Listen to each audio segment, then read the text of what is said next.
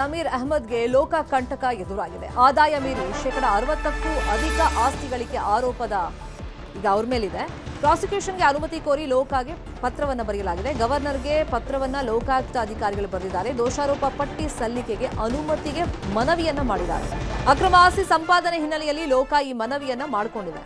ಇನ್ನು 2018ರಲ್ಲಿ ಐಎಂಎ ಕೇಸಲ್ಲಿ ಜಮೀರ್ ಮನೆ ಮೇಲೆ ರೇಡ್ ಆಗಿತ್ತು. ತನಿಖೆ ನಡೆಸೋದಕ್ಕೆ ಲೋಕಾಯುಕ್ತಗೆ ಇಡಿ ಅಂದ್ರೆ ಜಾರಿ ನಿರ್ದೇಶನಾಲಯ ಸೂಚನೆಯನ್ನ ಕೊಟ್ಟಿತ್ತು. ಇಲ್ಲಿ ಆದಾಯ ಮೀರಿಯವರು ಅಕ್ರಮವಾಗಿ ಆಸ್ತಿ ಸಂಪಾದನೆ ಮಾಡಿರೋದು ಮೇಲ್ನೋಟಕ್ಕೆ ಪತ್ತೆಯಾಗಿತ್ತು. ಅದು ಕೂಡ ಅವರ ಆದಾಯಕ್ಕೂ ಮೀರಿ ಶೇಕಡ 60ಕ್ಕೂ ಅಧಿಕ ಇವರು ಆಸ್ತಿ ಸಂಪಾದನೆ ಮಾಡಿದ್ದಾರೆ ಅಂತ ಹೇಳಿ ಆರೋಪಗಳು ಕೇಳಿಬಂದಿತ್ತು. ಈಗ ಗವರ್ನರ್ಗೆ ಲೋಕಾಯುಕ್ತ ಒಂದು ಪತ್ರವನ್ನ ಬರೆದಿದೆ. ದೋಷಾರೋಪ ಪಟ್ಟಿ ಸಲ್ಲಿಕೆಗೆ ಅನುಮತಿ ಕೊಡಬೇಕು ಅಂತ ಹೇಳಿ ಆ ಪತ್ರದ ಮುಖೇನ ಮನವಿ ಮಾಡಲಾಗಿದೆ. ಅಕ್ರಮ ಆಸ್ತಿ ಸಂಪಾದನೆ ಹಿನ್ನೆಲೆಯಲ್ಲಿ ಮಾಜಿ ಸಚಿವ ಜಮೀರ್ ಅಹಮದ್ ಖಾನ್ಗೆ ಈಗ ಕಂಟಕ ಎದುರಾಗಿದೆ. 2018ರಲ್ಲಿ ಅವರ ಮನೆ ಮೇಲೆ ರೇಡ್ ಆಗಿತ್ತು. ತನಿಖೆ ನಡೆಸಬೇಕು ಅಂತ ಹೇಳಿ ಜಾರಿ ನಿರ್ದೇಶನಾಲಯ ಲೋಕಾಯುಕ್ತಕ್ಕೆ ಸೂಚನೆಯನ್ನ ಕೊಟ್ಟಿತ್ತು. ಆ ಆಧಾರದ ಮೇಲೆ ಈಗ ರಾಜ್ಯಪಾಲರಿಗೆ ಪತ್ರವನ್ನ ಬರೆಯಲಾಗಿದೆ. ದೋಷಾರೋಪ ಪಟ್ಟಿ ಸಲ್ಲಿಕೆಗೆ ಅವಕಾಶ ಕೊಡಬೇಕು ಅಂತ ಹೇಳಿ ಮನವಿಯನ್ನ ಮಾಡಿಕೊಳ್ಳಲಾಗಿದೆ.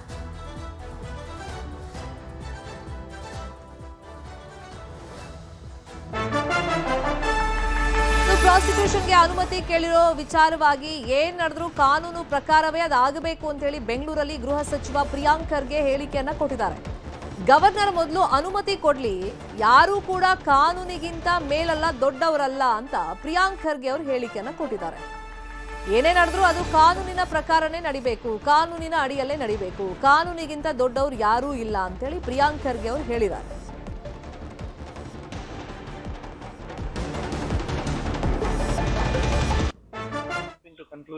ಈಗ whatever it has to happen as per law. But ಹಿಂದೆ ಕೂಡ ನಾವು ಯಾವ ರೀತಿ ಇವೆಲ್ಲ ನಡೆದಿರೋದಂತ ನಾವು ನೋಡಿದ್ದೇವೆ. ಏನಿದ್ರು ಅವರು ಕೊಡ್ಲಿ, ನೋಡೋಣ, ವಿ ವಿಲ್ ಸಿ. ಯಾಕಂದ್ರೆ ಯಾರು ಕೂಡ ಕಾನೂನ್ಗಿಂತ ಮೇಲಲ್ಲ. ಈಗ ಅವರು ಪ್ರಾಸಿಕ್ಯೂಷನ್ ಕೇಳಿದ್ರೆ ಅದೇನೇನಿದೆ ಅಂತ ನೋಡೋಣ ಅಂತೆ. Why are we jumping to conclusions? ನೋಡೋಣ, ಈಗ whatever it is. ಇದೇ ವಿಷಯವಾಗಿ ಇನ್ನಷ್ಟು ಡೀಟೇಲ್ ಆಗಿ ಇನ್ಫಾರ್ಮೇಶನ್ ಕೊಡ್ತಾ ಹೋಗೋದಕ್ಕೆ ಫೋನ್ ಸಂಪರ್ಕದಲ್ಲಿ ಕನೆಕ್ಟ್ ಆಗಿದ್ದಾರೆ ನಮ್ಮ ರಿಪೋರ್ಟರ್ ಮಂಜು ಆರ್ಯ. ಈಗ ಗವರ್ನರ್ಗೆ ಬರೆದಿರುವಂತಹ ಪತ್ರದಲ್ಲಿ ಲೋಕಾಯುಕ್ತ ಏನೆಲ್ಲ ಉಲ್ಲೇಖ ಮಾಡಿದೆ? ಶರ್ಮಿತಾ, 2020ರಲ್ಲಿ ಐಎಂಎ ಬಹುಕೋಟಿ ವಂಚನೆ ಪ್ರಕರಣಕ್ಕೆ ಸಂಬಂಧಪಟ್ಟಂತೆ ಮಾಜಿ ಸಚಿವ ಜಮೀರ್ ಅಹಮದ್ ಖಾನ್ ಅವರ ನಿವಾಸ ಮತ್ತು ಕಚೇರಿ ಮೇಲೆ ಹಿಂದೆ ಇಡಿ ಅಧಿಕಾರಿಗಳು ಕೂಡ ಅಷ್ಟೇ ದಾಳಿ ಮಾಡಿರ್ತಾರೆ. ದಾಳಿ ಮಾಡಿ ದಾಖಲೆಗಳನ್ನ ಪರಿಶೀಲನೆ ಮಾಡಿದಂತಹ ಸಂದರ್ಭದಲ್ಲಿ ಒಂದಷ್ಟು ಅಕ್ರಮ ಆಸ್ತಿ ಮತ್ತು ಅಪಾರ ಪ್ರಮಾಣದಲ್ಲಿ ಆಸ್ತಿಯನ್ನು ಸಂಪಾದನೆ ಮಾಡಿರುವಂತದ್ರ ಬಗ್ಗೆ ಒಂದಷ್ಟು ದಾಖಲಾತಿಗಳು ಸಿಕ್ಕಿರುತ್ತೆ. ಅವತ್ತು ಇಡಿ ಅಧಿಕಾರಿಗಳು ಕೂಡ ಅಷ್ಟೇ ಮುಂದಿನ ಒಂದು ತನಿಖೆಯನ್ನ ಮಾಡುವಂತೆ ಅವತ್ತು ಎಸಿಬಿ ಇತ್ತು, ಏನು ಆಂಟಿ ಕರಪ್ಷನ್ ಬ್ಯೂರೋ, ಅದಕ್ಕೆ ಒಂದು ರೆಫರ್ ಕೂಡ ಅಷ್ಟೇ ಮಾಡಿರ್ತಾರೆ. ಎಸಿಬಿ ಅಲ್ಲಿ ಕೂಡ ಅಷ್ಟೇ ಕೇಸ್ ರಿಜಿಸ್ಟರ್ ಮಾಡ್ಕೊಂಡು ಇನ್ವೆಸ್ಟಿಗೇಷನ್ ಮಾಡುವಂತ ಹಂತದಲ್ಲಿ ರಾಜ್ಯ ಸರ್ಕಾರ ಎಸಿಬಿಯನ್ನ ರದ್ದು ಮಾಡ್ತಾರೆ. ಎಸಿಬಿ ರದ್ದು ಮಾಡಿಬಿಟ್ಟು ಅಲ್ಲಿರುವಂತಹ ಪ್ರಕರಣದನ್ನ ಇನ್ ಮುಂದೆ ಲೋಕಾಯುಕ್ತದಲ್ಲಿ ಇನ್ವೆಸ್ಟಿಗೇಷನ್ ಮಾಡುವಂತೆ ರಾಜ್ಯ ಸರ್ಕಾರ ಕೂಡ ಅಷ್ಟೇ ಒಂದು ರೀತಿ ಆದೇಶವನ್ನು ಹೊರಡಿಸುತ್ತೆ. ಆವಾಗ ಲೋಕಾಯುಕ್ತ ಅಧಿಕಾರಿಗಳು ಈ ಒಂದು ಪ್ರಕರಣವನ್ನು ಕೈಗೆತ್ತಿಕೊಂಡು ಇನ್ವೆಸ್ಟಿಗೇಷನ್ ಅನ್ನ ಮಾಡಿದರೆ ಇನ್ವೆಸ್ಟಿಗೇಷನ್ ನ ಹಂತದಲ್ಲಿ ಶೇಕಡ 60ರಷ್ಟು ಇವರು ಹೆಚ್ಚುವರಿಯಾಗಿ ಇವರು ಅಕ್ರಮವಾಗಿ ಹಣವನ್ನ ಸಂಪಾದನೆ ಮಾಡಿದ್ದಾರೆ ಅನ್ನುವಂಥದ್ರ ಬಗ್ಗೆ ಒಂದಷ್ಟು ದಾಖಲೆಗಳು ಕೂಡ ಸಿಕ್ಕಿದೆ. ಹಲವು ಬಾರಿ ಮಾಜಿ ಸಚಿವ ಜಮೀರ್ ಅಹಮದ್ ಖಾನ್ ಅವರನ್ನು ಕೂಡ ಲೋಕಾಯುಕ್ತ ಅಧಿಕಾರಿಗಳು ಕಚೇರಿಗೆ ಕರೆದುಕೊಂಡು ಇಂಟ್ರಾಗೇಷನ್ ಮಾಡಿದ್ರು, ದಾಖಲಾತಿಗಳನ್ನು ವಶಪಡಿಸಿಕೊಂಡಿದ್ರು. ಯಾರೆಲ್ಲ ಹೆಸರಲ್ಲಿ ಆಸ್ತಿಯನ್ನ ಬೇನಾಮಿ ರೂಪದಲ್ಲಿ ಮಾಡಿದರೆ ಪ್ರತಿಯೊಂದು ಕೂಡ ಅಷ್ಟೇ ಮಾಹಿತಿಯನ್ನ ಸಂಗ್ರಹ ಮಾಡಿ ಇಟ್ಕೊಂಡಿದ್ರು. ಆದ್ರೆ ಒಂದೇನು ಅಂತಂದ್ರೆ ಯಾವುದೇ ಒಬ್ಬ ಸರ್ಕಾರಿಯ ಅಧಿಕಾರಿ ಆಗಿರ್ಬೋದು ಅಥವಾ ಜನಪ್ರತಿನಿಧಿಯ ಮೇಲೆ ಯಾವುದೇ ಒಂದು ಚಾರ್ಜ್ ಶೀಟ್ ಅನ್ನ ಹಾಕ್ಬೇಕು ಅಂತಂದ್ರೆ ಅದಕ್ಕೆ ಪ್ರಾಸಿಕ್ಯೂಷನ್ ಅನುಮತಿ ಬೇಕಾಗಿರುತ್ತೆ. ಇಲ್ಲಿ ಸರ್ಕಾರಿ ಅಧಿಕಾರಿಗಳಾದ ಗೌರ್ಮೆಂಟ್ ಪ್ರಾಸಿಕ್ಯೂಷನ್ ಅನುಮತಿ ಕೇಳಬೇಕು. ಆದ್ರೆ ಜನಪ್ರತಿನಿಧಿಗಳಾದಂತಹ ವೇಳೆಯಲ್ಲಿ ರಾಜ್ಯಪಾಲರ ಅನುಮತಿ ಕಡ್ಡಾಯವಾಗಿರುತ್ತೆ. ಈ ಕಾರಣಕ್ಕೋಸ್ಕರ ಸದ್ಯ ಲೋಕಾಯುಕ್ತ ಪೊಲೀಸರು ರಾಜ್ಯಪಾಲರಿಗೆ ಪ್ರಾಸಿಕ್ಯೂಷನ್ ಕೋರಿ ಅನುಮತಿಯನ್ನ ಕೊಡಿ ಅಂತೇಳಿ ಈಗಾಗಲೇ ಒಂದು ಪತ್ರವನ್ನ ಬರೆದಿದ್ದಾರೆ. ಒಂದ್ ವೇಳೆ ಏನಾದ್ರೂ ರಾಜ್ಯಪಾಲರು ಇದಕ್ಕೆ ಗ್ರೀನ್ ಸಿಗ್ನಲ್ ಕೊಟ್ಟಿದ್ದೇ ಆದಂತ ಪಕ್ಷದಲ್ಲಿ ಜಮೀರ್ ಅಹಮದ್ ಖಾನ್ ಅವರಿಗೆ ದೊಡ್ಡ ಮಟ್ಟದ ಸಂಕಷ್ಟ ಎದುರಾಗುವಂತ ಸಾಧ್ಯತೆ ಇದೆ. ಯಾಕಂದ್ರೆ ಇವರು ಲೋಕಾಯುಕ್ತದ ಇನ್ವೆಸ್ಟಿಗೇಷನ್ ಶೇಕಡ 60ರಷ್ಟು ಇವರು ಅಪಾರ ಪ್ರಮಾಣದ ಆಸ್ತಿಯನ್ನ ಹೊಂದಿದ್ದಾರೆ. ಅಂದ್ರೆ ಏನು ಇವ್ರ ಆದಾಯ ಇದೆ ಅದಕ್ಕೂ ಮೀರಿ 60ರಷ್ಟು ಹಣವನ್ನ ಇವರು ಅಕ್ರಮದ ರೂಪದಲ್ಲಿ ಸಂಪಾದನೆ ಮಾಡಿದಂತ ರಿಪೋರ್ಟ್ ಏನಿದೆ, ಇದ್ರ ಬೇಸ್ ಮೇಲೆ ಚಾರ್ಜ್ ಶೀಟ್ ಹಾಕ್ಬೇಕಾ ಬೇಡವಾ ಅನ್ನುವಂಥದ್ದನ್ನ ರಾಜ್ಯಪಾಲರ ಮೇಲೆ ನಿಂತಿರುವಂತದ್ದು. ಸದ್ಯಕ್ಕಂತೂ ಲೋಕಾಯುಕ್ತ ಪೊಲೀಸರು ಎಲ್ಲಾ ರೀತಿಯಾದ ದಾಖಲೆಗಳನ್ನು ಸಿದ್ಧ ಮಾಡ್ಕೊಂಡಿದ್ದಾರೆ. ಜೊತೆಗೆ ಇನ್ವೆಸ್ಟಿಗೇಷನ್ ಮಾಡಿರುವಂತಹ ಪ್ರತಿಯೊಂದು ಅಂಶಗಳನ್ನು ಉಲ್ಲೇಖ ಮಾಡಿಕೊಂಡು ಚಾರ್ಜ್ ಶೀಟ್ ನ ಹಂತಕ್ಕೆ ತಂದು ನಿಲ್ಲಿಸಿದ್ದಾರೆ. ಆದ್ರೆ ಈಗ ರಾಜ್ಯಪಾಲರಿಗೆ ಅನುಮತಿ ಕೋರಿ ಈಗಾಗಲೇ ಪತ್ರ ಬರೆದಿದ್ದು, ರಾಜ್ಯಪಾಲರು ಏನ್ ಮಾಡ್ತಾರೆ ಅನ್ನುವಂಥದ್ರ ಮೇಲೆ ಮುಂದೆ ಲೋಕಾಯುಕ್ತ ಪೊಲೀಸರು ಚಾರ್ಜ್ ಶೀಟ್ ಹಾಕ್ಬೇಕಾ ಬೇಡವಾ ಅನ್ನುವಂಥ ನಿರ್ಧಾರವನ್ನ ಮಾಡ್ತಾರೆ. ಶರ್ಮಿತಾ.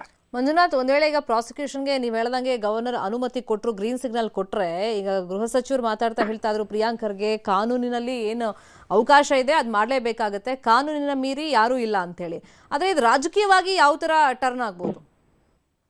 ಎಸ್, ಖಂಡಿತವಾಗ್ಲಿ. ಯಾಕಂದ್ರೆ ಜಮೀರ್ ಅಹಮದ್ ಖಾನ್ ಒಂದು ದೊಡ್ಡ ಲೀಡರ್ ಅಂತಾನೆ ಗುರುತಿಸಿಕೊಂಡಿರುವಂತಹದ್ದು. ಜೊತೆಗೆ ಪ್ರಮುಖವಾಗಿ ಮುಸ್ಲಿಂ ಸಮುದಾಯದ ಒಂದು ಬಿಗ್ಗೆಸ್ಟ್ ಲೀಡರ್ ಅವರು. ಇಲ್ಲಿ ಪ್ರಮುಖವಾಗಿ ಏನು ಅಂತಂದ್ರೆ ಲೋಕಾಯುಕ್ತದ ಇನ್ವೆಸ್ಟಿಗೇಷನ್ ಸಂದರ್ಭದಲ್ಲಿ ಇವರು ಅಪಾರ ಪ್ರಮಾಣದಲ್ಲಿ ಆಸ್ತಿಯನ್ನು ಗಳಿಕೆ ಮಾಡಿರುವಂತದ್ರ ಬಗ್ಗೆ ದಾಖಲೆಗಳ ಸಮೇತವಾಗಿ ಇನ್ವೆಸ್ಟಿಗೇಷನ್ ಹಂತದಲ್ಲಿ ಕಲೆಕ್ಟ್ ಮಾಡ್ಕೊಂಡಿದ್ರು.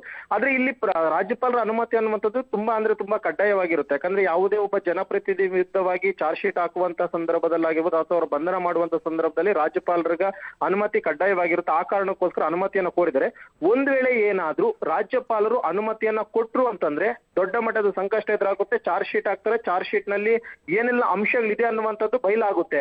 ಒಂದ್ ವೇಳೆ ಏನಾದ್ರೂ ರಾಜ್ಯಪಾಲರು ಪ್ರಾಸಿಕ್ಯೂಷನ್ ಅನುಮತಿಯನ್ನ ಕೊಡಲು ನಿರಾಕರಿಸಿದೆ ಆದಂತ ವೇಳೆಯಲ್ಲಿ ಜಮೀರ್ ಅಹಮದ್ ಖಾನ್ಗೆ ದೊಡ್ಡ ಮಟ್ಟದ ರಿಲೀಫ್ ಅಂತ ಹೇಳ್ಬೋದು. ಒಂದ್ ವೇಳೆ ಆ ರೀತಿ ಏನಾದ್ರೂ ಆಯ್ತು ಅಂತಂದ್ರೆ ಬಹುತೇಕ ಇದು ರಾಜಕೀಯವಾಗಿ ಟರ್ನ್ ಆಗುವಂತ ಚಾನ್ಸಸ್ ಕೂಡ ಇದೆ. ಯಾಕಂದ್ರೆ ವಿರೋಧ ಪಕ್ಷದವರು ಈಗಾಗಲೇ ಲೋಕಾಯುಕ್ತದ ಇನ್ವೆಸ್ಟಿಗೇಷನ್ ಅಲ್ಲಿ 60ರಷ್ಟು ಇವರು ಅಪಾರ ಪ್ರಮಾಣದಲ್ಲಿ ಹೆಚ್ಚುವರಿಯಾಗಿ ಆಸ್ತಿಯನ್ನು ಸಂಪಾದನೆ ಮಾಡ್ಯಾರ ಅಂತ ಹೇಳಿದ್ದಾರೆ. ಆದ್ರೆ ಇಲ್ಲಿ ಅಂತ ಕಡೆ ರಾಜ್ಯಪಾಲರ ಅನುಮತಿ ಕೊಡದೇ ಇರುವಂತದ್ದು ಒಂದು ವೇಳೆ ಕೊಟ್ರೆ ಏನಾದ್ರೂ ಕಾಂಗ್ರೆಸ್ ವಲಯದಲ್ಲಿ ಚರ್ಚೆಗೆ ಗ್ರಾಸವಾಗುತ್ತೆ. ಒಂದು ವೇಳೆ ಕೊಟ್ಟಿಲ್ಲ ಅನ್ನಂತ ವೇಳೆಯಲ್ಲಿ ಬಿಜೆಪಿ ವಲಯದಲ್ಲೂ ಕೂಡ ದೊಡ್ಡ ಮಟ್ಟದ ಚರ್ಚೆಗೆ ಇದು ಗ್ರಾಸವಾಗುವಂತ ಕನ್ಫರ್ಮ್ ಅಂತಾನೆ ಹೇಳ್ಬೋದು. ಶರ್ಮಿತಾ, ಥ್ಯಾಂಕ್ ಯು ಮಂಜಾರಿ ಕ್ಷಣದ ಮಾಹಿತಿಗೆ.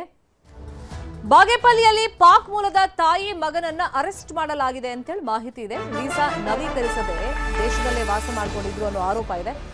ಫಹನಾಜ್ ಹಾಗೇನೆ ಮೊಹಮ್ಮದ್ ಫರ್ದೀನ್ ಅವರನ್ನ ಬಂಧಿಸಿರುವಂತ ಶಂಕೆ ಇದೆ. 22 ವರ್ಷಗಳ ಹಿಂದೆ ಇವರು ಭಾರತಕ್ಕೆ ಬಂದಿದ್ರಂತೆ. ಫಹನಾಜ್ ಮತ್ತೆ ಮೊಹಮ್ಮದ್ ಆಯೂಬ್ ಖಾನ್ ಜೊತೆ ಮದುವೆ ಆಗಿತ್ತು ಅವರಿಗೆ. ದಾಸೆ ಗಾರಿಪಲ್ಲಿಯ ಮೊಹಮ್ಮದ್ ಆಯೂಬ್ ಖಾನ್ ಜೊತೆಯಲ್ಲಿ ಮದುವೆ ಆಗಿತ್ತು. ಹಾಗಾಗಿ ಇಲ್ಲೇ ವಾಸ ಮಾಡ್ಕೊಂಡಿದ್ರು. ಆಪರೇಷನ್ ಸಿಂಧೂರ್ ಆದ್ಮೇಲೆ ವೀಸಾ ನವೀಕರಣೆ ಆಗಿಲ್ಲ. ವೀಸಾ ಅವಧಿ ಮುಗಿದಿದ್ರು ಕೂಡ ವಾಪಸ್ ಹೋಗಿಲ್ಲ. ಅವರು ಇಲ್ಲೇ ಅಕ್ರಮವಾಗಿ ರೇಷನ್ ಕಾರ್ಡ್ ಮಾಡ್ಕೊಂಡಿದ್ದಾರೆ. ಆಧಾರ್ ಕಾರ್ಡ್ ಅನ್ನ ಮಾಡಿಸ್ಕೊಂಡು ವಾಸ ಮಾಡ್ಕೊಂಡಿದ್ರು ಅಂತ ಹೇಳಿ ಆರೋಪ ಕೇಳಿಬಂದಿದೆ. ಇನ್ನು ಮತದಾರರ ಗುರುತಿನ ಚೀಟಿಯನ್ನು ಹೊಂದಿದಾರಂತೆ, ಬ್ಯಾಂಕ್ ಖಾತೆಗಳನ್ನು ಹೊಂದಿದ್ರು ಅಂತ ಹೇಳಿ ಮಾಹಿತಿ ಇದೆ. ಇದೀಗ ಇವರಿಬ್ಬರನ್ನು ಕೂಡ ಅರೆಸ್ಟ್ ಮಾಡಲಾಗಿದೆ ಅಂತ ಹೇಳಲಾಗ್ತಾ ಇದೆ. ಈ ಬಗ್ಗೆ ಪೊಲೀಸರು ತನಿಖೆಯನ್ನ ಮುಂದುವರಿಸಿದ್ದಾರೆ. ಪಾಕ್ ಮೂಲದವರನ್ನ ಆಪರೇಷನ್ ಸಿಂಧೂರ್ ಆದ್ಮೇಲೆ ಭಾರತದಾದ್ಯಂತ ಹುಡುಕಾಟ ನಡೆಸಲಾಗಿತ್ತು. ಬಟ್ ಇವರಿಬ್ರು ವೀಸಾ ನವೀಕರಣ ಮಾಡದೆ ಇಲ್ಲೇ ಉಳ್ಕೊಂಡಿದ್ರು ಅನ್ನೋದು ಗೊತ್ತಾಗಿದೆ, ಬಾಗೇಪಲ್ಲಿಯಲ್ಲಿ, ಚಿಕ್ಕಬಳ್ಳಾಪುರದಲ್ಲಿ. ಹಾಗಾಗಿ ಇವರನ್ನೀಗ ಅಕ್ರಮವಾಗಿ ನೆಲೆಸಿದ್ರು ಅಂತ ಹೇಳಿ ಅರೆಸ್ಟ್ ಮಾಡಲಾಗಿದೆ ಅಂತೇಳಿ ಮಾಹಿತಿ ಇದೆ. ತಾಯಿ ಮಗ ಇವರಿಬ್ಬರನ್ನು ಕೂಡ ಅರೆಸ್ಟ್ ಮಾಡಲಾಗಿದೆ ಅಂತೇಳಿ. ಫಹನಾಜ್ ಈ ಹಿಂದೆ 22 ವರ್ಷದ ಹಿಂದೆ ಬಾಗೇಪಲ್ಲಿ ಮೂಲದ ವ್ಯಕ್ತಿಯನ್ನ ಮದುವೆಯಾಗಿ ಇಲ್ಲೇ ನೆಲೆ ಊರಿದ್ರು. ಅವ್ರ ಹತ್ರ ಆಧಾರ್ ಕಾರ್ಡ್ ಇದೆ, ರೇಷನ್ ಕಾರ್ಡ್ ಇದೆ, ಮತ್ತೆ ವೋಟರ್ ID ಕೂಡ ಇದೆ. 22 ವರ್ಷಗಳ ಹಿಂದೆ ಭಾರತಕ್ಕೆ ಬಂದಿದ್ದರು.